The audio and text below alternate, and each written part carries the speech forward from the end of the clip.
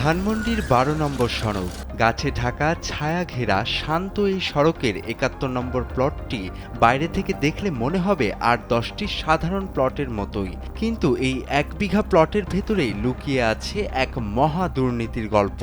যে গল্পের পরতে পরতে রয়েছে জালিয়াতি, অদৃশ্য সিন্ডিকেট আর রাষ্ট্রীয় সম্পদ লুটের নিখুঁত পরিকল্পনা। কালবেলার সাংবাদিক সানাউল হক সানি ও জাফর আহমেদের অনুসন্ধানে উঠে এসেছে লোমহর্ষক সব তথ্য। গল্পের শুরু স্বাধীনতার ঠিক পর থেকে। জমির মালিক পাকিস্তানি নাগরিক কাজেম বেয়াদের মৃত্যুর পর তার স্ত্রী দেশ ছাড়েন।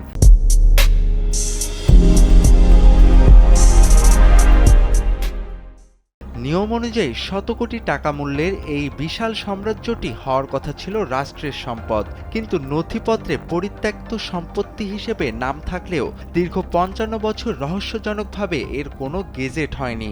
এই দীর্ঘসূত্রতাই ছিল সিন্ডিকেটের জন্য বড় একটি সুযোগ। হঠাৎ করেই ২০০১ সালে আবির্ভাব হয় হামিদ উদ্দিন নামের এক ব্যক্তির। দাবি করেন লন্ডনে বসে আদি মালিকের স্ত্রী তাকে আমমোক্তারনামা বা প্লটের পাওয়ার অফ অ্যাটর্নি দিয়েছেন, কিন্তু গোয়েন্দা তদন্তে বেরিয়ে আসে চাঞ্চল্যকর সব তথ্য। সেই দলিলে ছিল ভয়াবহ জালিয়াতি।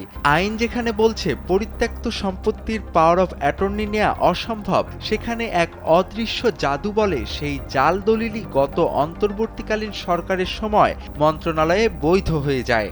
এখন সেই বিতর্কিত জমিতেই মাথা তুলে দাঁড়াচ্ছে নাফকো প্যালেস ৭১ নামের একটি বিলাসবহুল ভবন। এটি শুধু দুর্নীতি নয়, সরাসরি রাষ্ট্রীয় ডাকাতি।